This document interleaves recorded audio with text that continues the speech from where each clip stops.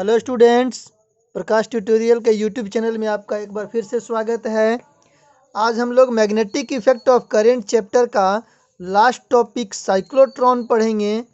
Cyclotron एक ऐसा device है जो पॉजिटिव चार्ज पार्टिकल को एक्सेलरेट करता है, और यह एक्सेलरेट होने के बाद क्या होता है, न्यूक्लियर रिएक्शन में इसका यूज कराया जाता है। तो हम लोग इसको लिख लें। Cyclotron is a device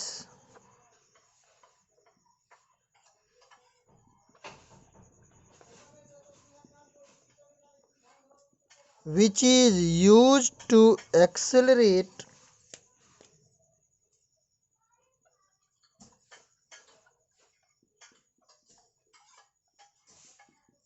positive charged particles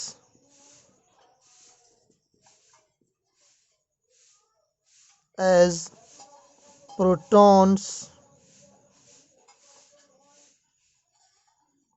neutrons, alpha particles, etc. Hindi में लिखें, साइक्लोट्रॉन एक ऐसी युक्ति है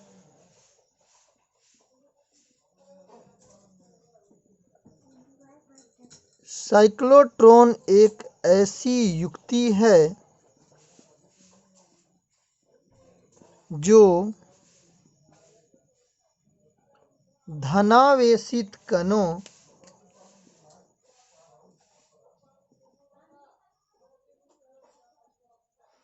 जैसे प्रोटॉन, न्यूट्रॉन, अल्फा कणों इत्यादि को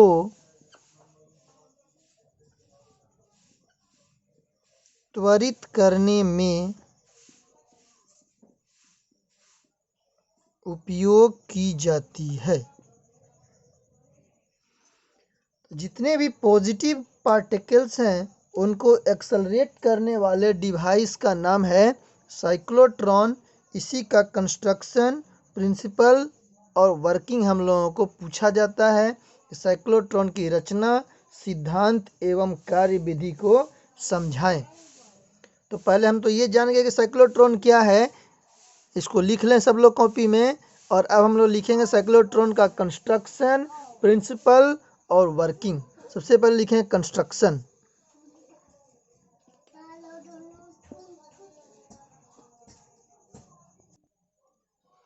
कंस्ट्रक्शन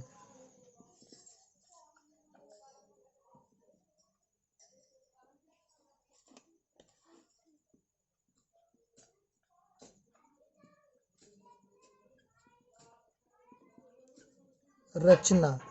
सब लोग पहले एक डायग्राम बनाएंगे और इस डायग्राम को हम लोग लिखेंगे, वही इसका कंस्ट्रक्शन होगा। देखो हम क्या कर रहे हैं कि इंग्लिश का एक डी बनाते हैं, डी लेटर टाइप का, 2 डी बना दिए,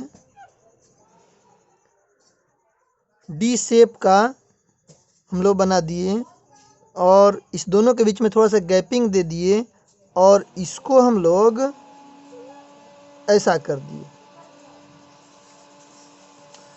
इसका नाम होगा D1, इसका नाम होगा D2। ध्यान से देखेंगे। और यहाँ पर हम लोग पॉजिटिव चार्ज पार्टिकल को रखेंगे। तो यह पार्टिकल पहले इसमें जाएगा, ऐसे डीज में घूमते घूमते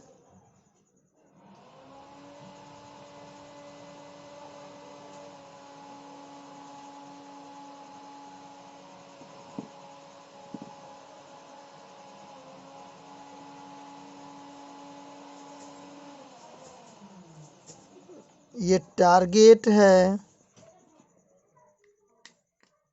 इसको होल्स कहते हैं, होल है। यहाँ पर एक डिफ्लेक्टर लगा रहता है, विक्षेपक,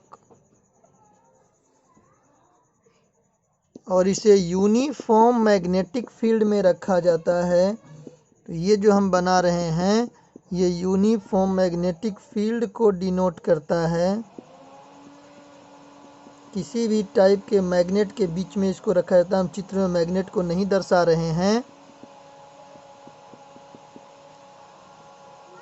यहाँ पर पॉजिटिव चार्ज पार्टिकल है और इस दोनों डीज को हाई फ्रीक्वेंसी ऑसिलेटर से जोड़ा जाता है। इसको HF ऑसिलेटर कहेंगे, हाई फ्रीक्वेंसी ऑसिलेटर। उच्च आवृत्ति दोलित्र, यह लक्ष्य हो गया। टारगेट को हिंदी में कहेंगे लक्ष्य। होल मतलब छिद्र, डिफ्लेक्टर मतलब विक्षेपक। और यह जो है यह आपका यूनिफॉर्म मैग्नेटिक फील्ड है।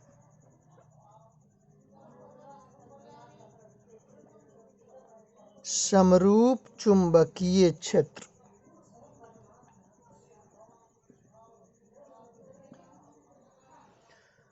तो ये आपका कंस्ट्रक्शन देखिए साइक्लोट्रॉन का, बहुत ही आसान है। आप इसको बना लें। उसके बाद हम लोग इसके कंस्ट्रक्शन को लिखेंगे, फिर इसका वर्किंग लिखेंगे, प्रिंसिपल लिखेंगे, कुछ इसका लिमिटेशन होता है उसको लिखेंगे।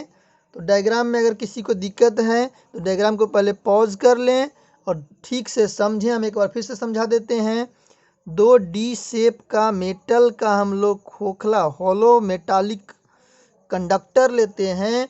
एक का नाम लिख दिए D1, दूसरे का नाम D2, दोनों मिलकर कहेंगे डीज। इसको हम लोग एक यूनिफॉर्म मैग्नेटिक फील्ड में रखे हैं और दोनों डीज के बीच में थोड़ा सा गैपिंग रखते हैं, उसी में पॉजिटिव चार्ज पार्टिकल को रखते हैं। ठीक, यहाँ पर एक डिफ्लेक्टर बना हुआ है, होल सेट टारगेट है। ध्यान से बात को समझेंगे। इस दोनों डीज को हमने high oscillator, high frequency oscillator से जोड़ दिया है। कभी कभी इसको रेडियो फ्रीक्वेंसी ऑसिलेटर भी लिखते हैं, इसका आवृत्ति बहुत उच्च होता है। हम लोग मानेंगे कि यह हाई फ्रीक्वेंसी ऑसिलेटर है।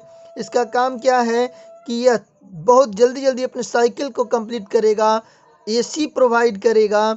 एक बार प्लस होगा, एक बार माइनस होगा, यानी कि एक समय में D1 प्लस होगा, D2 से माइनस होगा।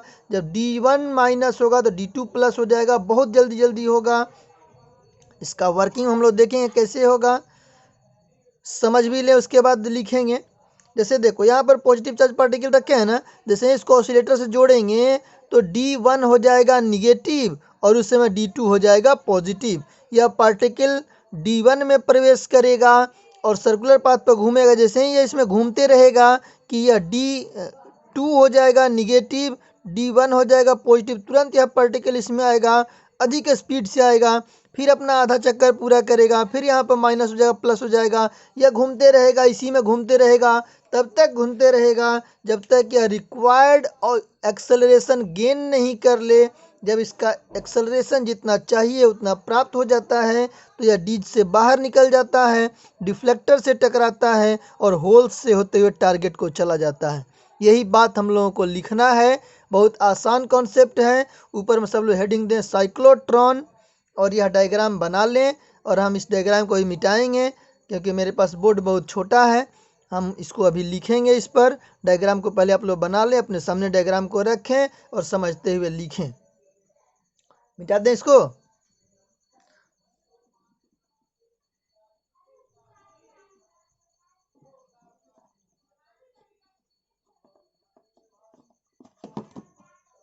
लिखो, the construction of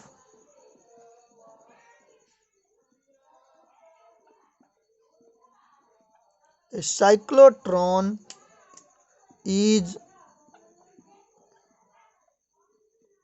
as shown in figure. It consists of two hollow metallic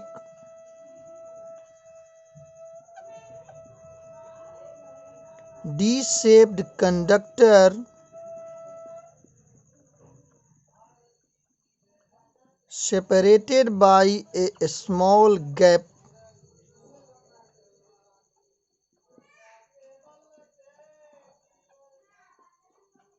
These conductors are called Ds। जो लोग हिंदी मीडियम के स्टूडेंट हैं हम उनको बोल करके लिखवाएंगे। आप लोग अपना कॉपी कलम लेकर के तैयार रहेंगे। अभी इंग्लिश मीडियम वाले लोग लिखें, These conductors are called Ds। Positive charged particle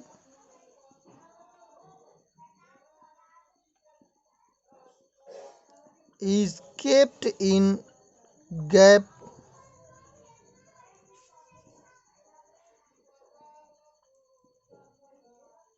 the whole setup is kept in a uniform magnetic field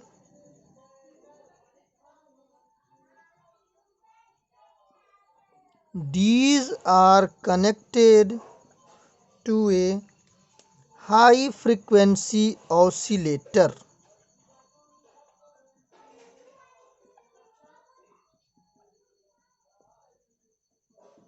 high frequency oscillator. English medium वाले लोग इसको लिखें जल्दी से। चलो हिंदी वाले लोग लिखें, हम धीरे धीरे बोल रहे हैं, इसको लिखेंगे। साइक्लोट्रॉन की रचना, साइक्लोट्रॉन की रचना चित्र में दर्शाया गया है। साइक्लोट्रॉन की रचना चित्र में दर्शाया गया है। इसमें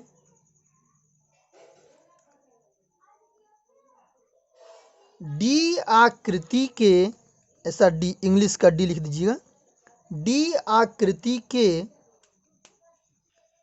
दो खोखले चालक, डी आकृति के दो खोखले चालक लगे होते हैं। डी आकृति के दो खोखले चालक लगे होते हैं जिन्हें डीज कहते हैं।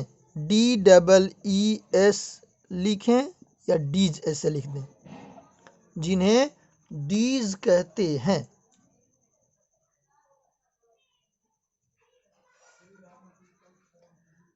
दोनों डीज के बीच, दोनों डीज के बीच सूक्ष्म अंतराल, सूक्ष्म अंतराल रखा जाता है। सूक्ष्म अंतराल रखा जाता है। Full stop. इसी अंतराल में धनावेशित कण को, इसी अंतराल में धनावेशित कण को रखा जाता है।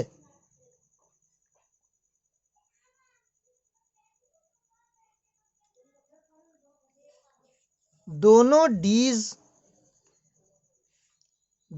डीज एक उच्च आवृत्ति दोलक, दोलक लिखें या दोलित्र लिखें, एक ही बात है।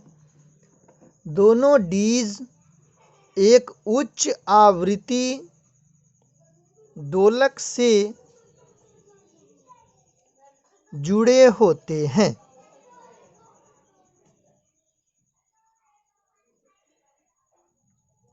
यह संपूर्ण व्यवस्था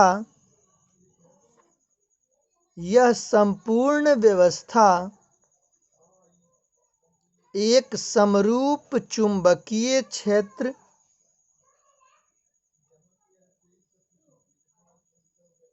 एक समरूप चुंबकीय क्षेत्र में रखा जाता है। समरूप चुंबकीय क्षेत्र में रखा जाता है। हम बहुत ही स्लो बोल रहे हैं, इसको आप लोग वीडियो को सुनते हुए लिखेंगे।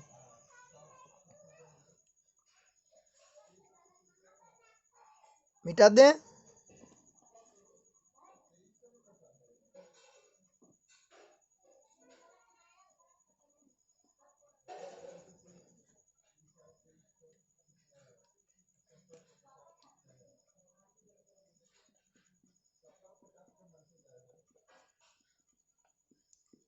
प्रिंसिपल, सिद्धांत। देखो सिद्धांत क्या कहता है इसका, जब किसी आवेशित कण को किसी चुंबकीय क्षेत्र में रखकर विद्युत क्षेत्र अप्लाई किया जाता है तब वह सर्कुलर पाथ पर घूमने लगता है। तब वह सर्कुलर पाथ पर घूमने लगता है। लिखो, when a charged particle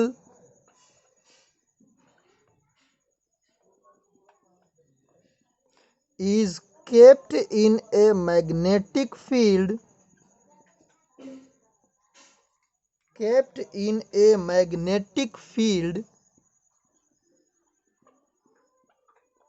and electric field applied on it, then it moves on a circular path।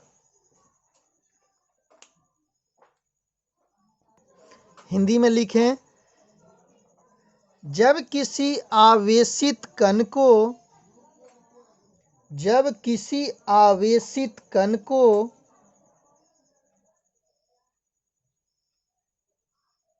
चुंबकीय क्षेत्र में रखकर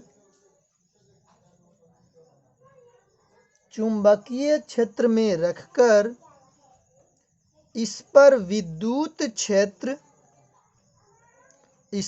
विद्युत क्षेत्र आरोपित किया जाता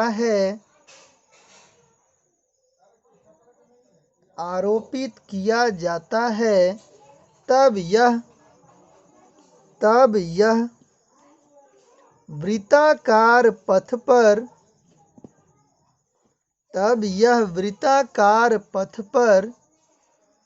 गति करने लगता है। तब यह वृत्ताकार पथ पर गति करने लगता है। अब इसका वर्किंग लिखेंगे। कार्यविधि, ध्यान से बात को समझेंगे। हमने दोनों डीज को हाई फ्रीक्वेंसी ऑसिलेटर से जोड़ा है। हाई फ्रीक्वेंसी ऑसिलेटर क्या करेगा, इलेक्ट्रिक फील्ड प्रोवाइड करेगा और वहाँ पर हम लोग देख रहे हैं कि हमने एसी लगाया हुआ है। तो एसी एक साइकिल में हाफ साइकिल पॉजिटिव होता है और हाफ साइकिल निगेटिव होता है। तो जब D1 निगेटिव होगा तो D2 पॉजिटिव होगा, जब D2 पॉजिटिव होगा तो D1 निगेटिव हो जाएगा। इसी बात को लिखेंगे। लिखें, when D1 is negative,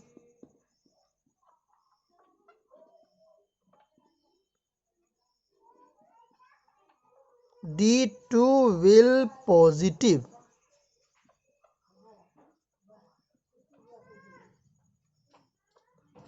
Charge particle enters in D1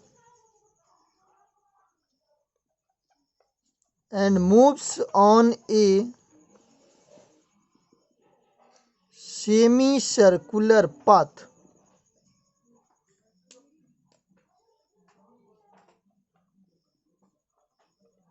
When D2 is negative,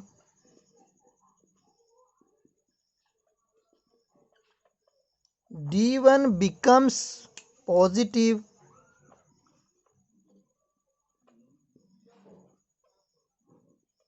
charge particle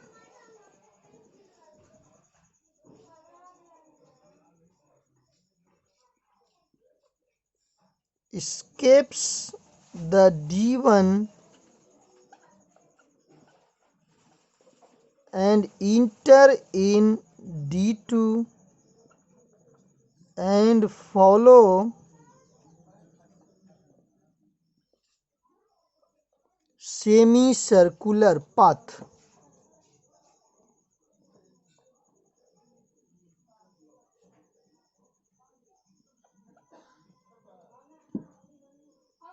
पहले यहाँ तक का सब लोग लिख लें।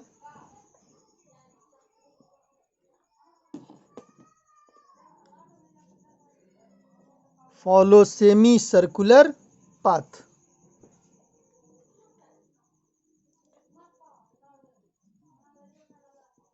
This process continues until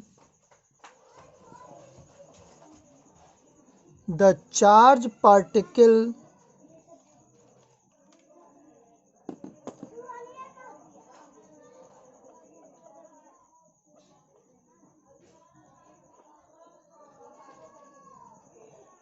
gains its required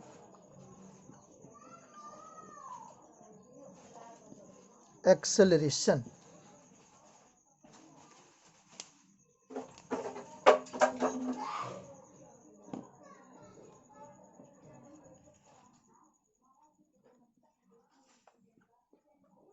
After gaining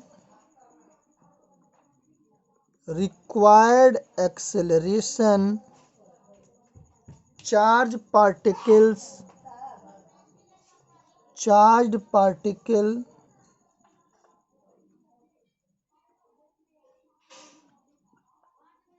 escapes the D's and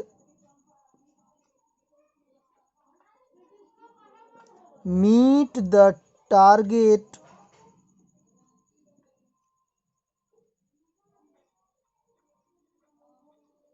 through hole after deflecting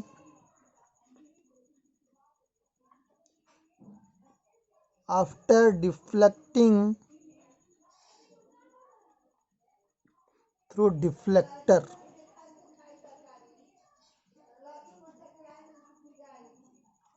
ये इसका वर्किंग है, इसको लिख लीजिए।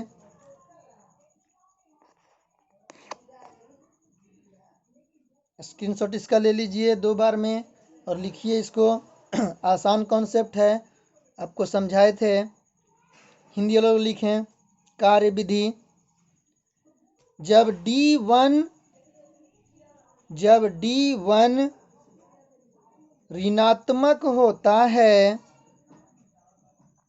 जब D1 ऋणात्मक होता है, D2 धनात्मक होगा। D2 धनात्मक होगा।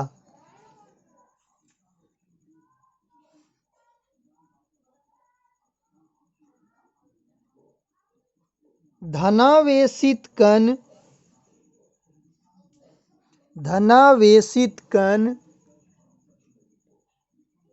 D1 में प्रवेश करता है।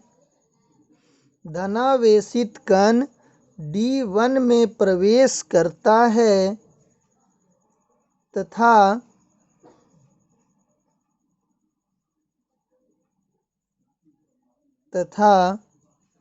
अर्धवृत्ताकार पथ पर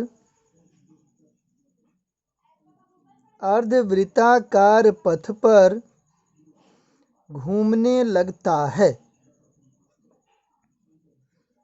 अर्धवृत्ताकार पथ पर घूमने लगता है।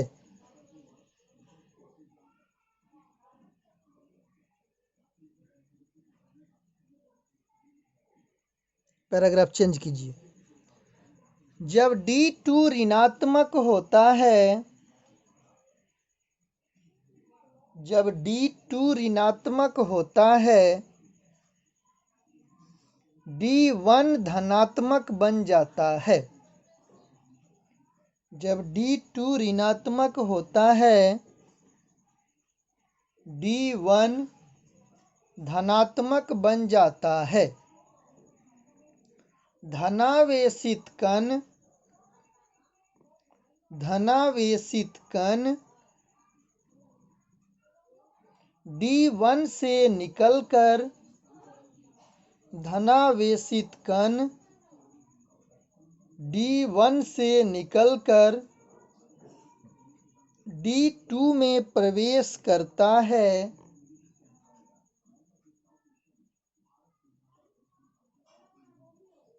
धनावेशित कण D1 से निकलकर D2 में प्रवेश करता है तथा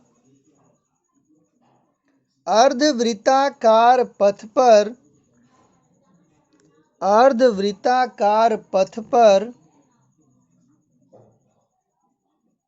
गति करता है।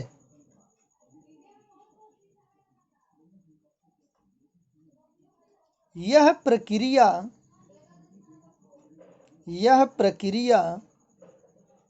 तब तक चलते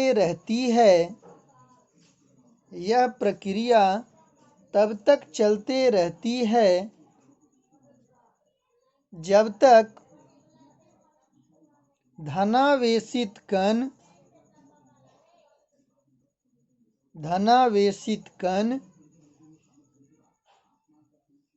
आवश्यक त्वरण प्राप्त नहीं कर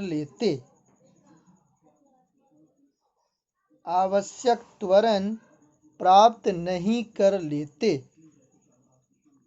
फुल स्टॉप। पैराग्राफ चेंज करके लिखिए। आवश्यक त्वरण प्राप्त करने के बाद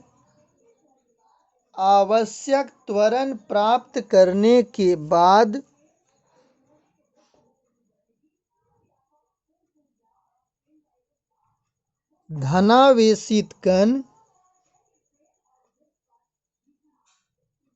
D से बाहर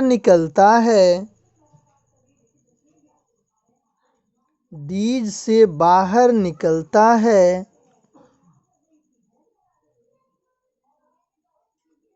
तथा डिफ्लेक्टर से टकराकर विक्षेपक से टकराकर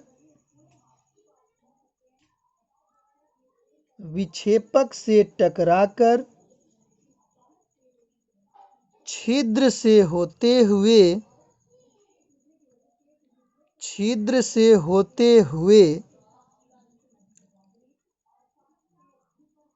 लक्ष्य को प्राप्त करता है। लक्ष्य को प्राप्त करता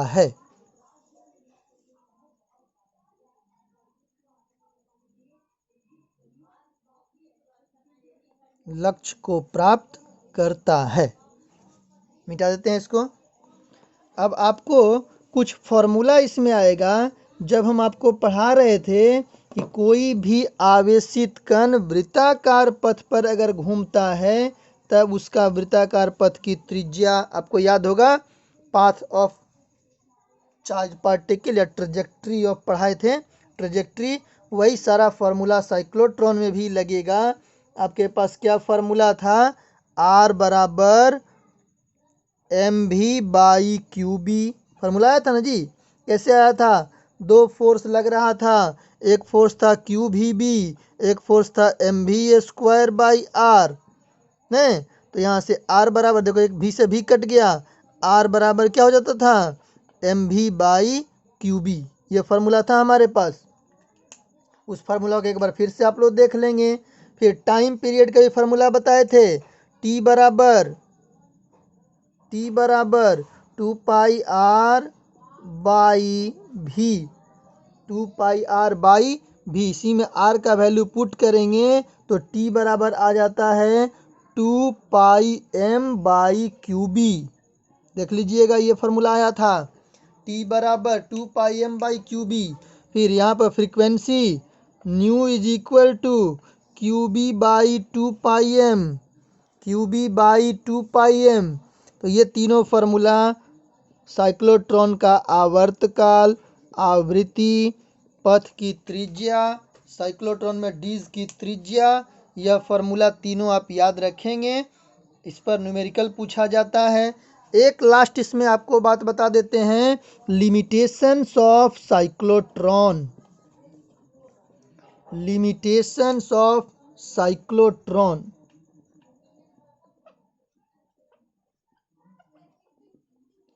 Limitations of cyclotron. दो लिमिटेशन इसका याद रखना है. cyclotron cannot accelerate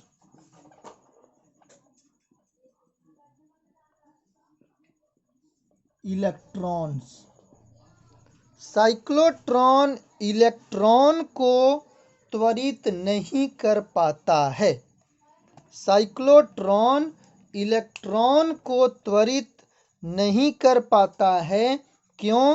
क्योंकि इलेक्ट्रॉन का द्रव्यमान बहुत ही कम होता है. जैसे ही उसको मैग्नेटिक फील्ड में रखकर इलेक्ट्रिक फील्ड अप्लाई करते हैं, बहुत तेजी से वह मूव करके डिस्क से बाहर निकल जाता है. इसीलिए हम लोग साइक्लोट्रॉन से इलेक्ट्रॉन को त्वरित नहीं कर सकते. हिंदी वाले लोग लिख लें, साइक्लोट्रॉन की सीमाएं. साइक्लोट्रॉन इलेक्ट्रॉन को त्वरित नहीं कर पाता है. साइक्लोट्रॉन इलेक्ट्रॉन को त्वरित नहीं कर पाता है. और दूसरा, cyclotron can not accelerate uncharged particles. Uncharged particles. Cyclotron अनावेशित कणों को साइक्लोट्रॉन अनावेशित कणों को त्वरित नहीं कर पाता है. साइक्लोट्रॉन अनावेशित कणों को त्वरित नहीं कर पाता है.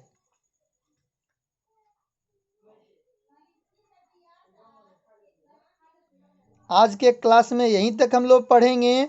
हमारा magnetic effect of current chapter ख़त्म हो गया है और इस चैप्टर का आपके बुक का न्यूमेरिकल भी हमको मिल गया है. हम लोग इस सारे न्यूमेरिकल को बना करके धीरे धीरे इसमें न्यूमेरिकल भी सीख लेंगे और अगले क्लास से हम लोग नया चैप्टर इलेक्ट्रोमैग्नेटिक इंडक्शन पढ़ेंगे. थोड़ा सा यहाँ पर मौसम ख़राब हो गया है, बारिश देते रहता है, लाइट नहीं रहता है, इसीलिए वीडियो आने में देरी होता है. जैसे ही हमको समय मिलता है हम वीडियो बना के पोस्ट करेंगे. जो भी आपको पोस्ट मिल चुका है वीडियो, उसका रिवीजन करते रहेंगे क्योंकि लॉकडाउन इतना जल्दी खुलने वाला नहीं है. Thank you.